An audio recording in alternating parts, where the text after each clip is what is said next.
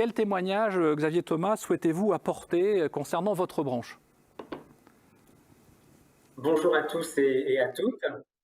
Oui, j'ai souhaité intervenir lorsque j'ai vu le thème de votre matinée, protection sociale complémentaire, instrument d'identification de la branche.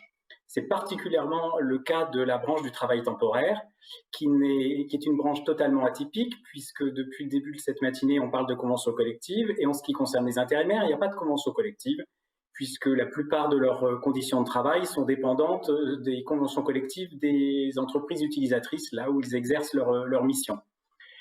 Néanmoins, il y a une vie conventionnelle très développée dans cette branche, et notamment qui aboutit au concept que l'on a empiriquement développé avec les organisations syndicales de salariés, ce qu'on appelle le statut social de l'intérimaire.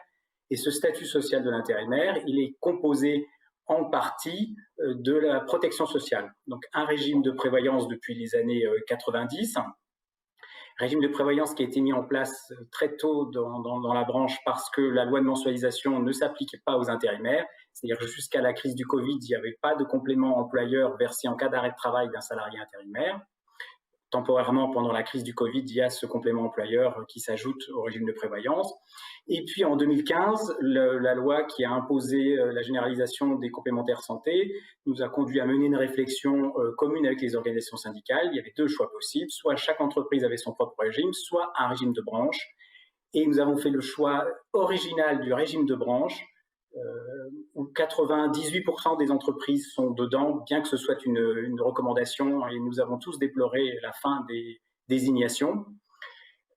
C'est un régime qui a l'originalité suivante, c'est-à-dire que les salariés intérimaires, comme vous le savez, exercent des missions courtes, ont une certaine volatilité et ont l'originalité d'avoir une carte comme un salarié ordinaire, une carte de tiers payant, 1er janvier et 31 décembre, à condition de commencer à travailler en janvier, mais qui va jusqu'au 31 décembre, inter-entreprise.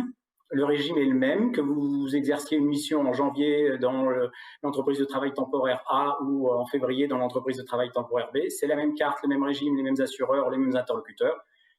Nous avons appelé le régime intérimaire santé, c'est assez original. Et surtout, le régime se caractérise par le maintien de la couverture entre les contrats en intermission. Nous avons complètement développé la portabilité pour combler le handicap d'un intérimaire qui est d'avoir des périodes travaillées et des périodes non travaillées. Donc à la fin de chaque mission, l'intérimaire est couvert pendant 2 mois automatiquement, quelle que soit la durée de sa mission, sans qu'on lui demande rien du tout. Et à la fin de ces 2 mois, il est à nouveau couvert pendant une période de 5 mois, à condition d'être indemnisé par Pôle emploi. Et donc l'indemnisation par Pôle emploi, elle n'est pas conditionnée à ses missions d'intérim. Entre 2 missions d'intérim, il peut faire un CDD dans le commerce distribution ou dans une autre branche. C'est là l'originalité de notre branche. Et là l'intérêt de la mutualisation. Quand on a mis en place ce régime, il a fait peur. Cette portabilité a fait peur à beaucoup d'assureurs. On a tout de même réussi à trouver des assureurs qui ont bien voulu nous accompagner. Et puis finalement, notre portabilité conventionnelle, elle ne coûte pas cher, y compris pendant la crise Covid, où évidemment beaucoup d'intérimaires se sont trouvés en mission. Ils ne se sont pas rués sur leurs dépenses de santé pendant cette période de portabilité. Voilà, donc l'originalité de notre branche, c'est donc cette absence de convention collective, la construction empirique du statut social de l'intérimaire en empilant les dispositifs les uns après les autres, donc les dispositifs de protection sociale que j'ai cités, et puis des dispositifs originaux que je ne développerai pas. Nous avons par exemple un fonds d'action sociale dans la branche qui date des années 80, qui apporte des aides aux intérimaires qui rencontrent des difficultés pour exercer leur mission. Par exemple, celui qui a une problématique de véhicule, on peut lui louer un véhicule, lui mettre à disposition un véhicule moyennant un tarif de 10 € par jour, ce qui défie toute concurrence. Des problématiques de garde d'enfants, on lui trouve une solution de garde d'enfants à un prix très, très, très, très bas et pour certains totalement gratuit, dans une limitation d'un nombre de jours et de mois par an suivant son ancienneté. Voilà ce que je voulais dire, c'est donc mon focus d'intervention, c'était le fait que la branche peut, comme l'ont dit mieux que moi les intervenants avant moi, par sa construction paritaire, matérialiser la branche.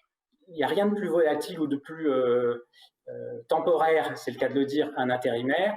Et or, il se caractérise maintenant par son statut social, par le fait qu'il a des droits portables, et que c'est un consensus entre l'organisation patronale et les organisations syndicales sur ce point.